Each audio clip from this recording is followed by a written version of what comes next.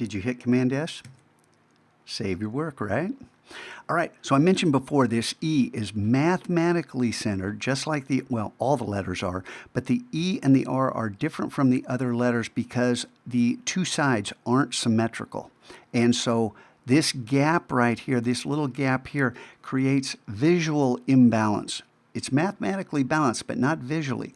Now I want to select every single one of the E's, but I don't want to shift click on all of them. I want to come, because I want to select, I go to select in the menu, right? Down to same. Remember this in the future, because this works for lots of things that you can save a lot of time. And I want to come down to symbol instance. Hey, look, all the E's are selected. And then I just want to nudge it one time, right arrow. Boop. Just that little dinky move creates visual balance, and you're probably saying, I don't see any difference. Believe me, there's a huge difference.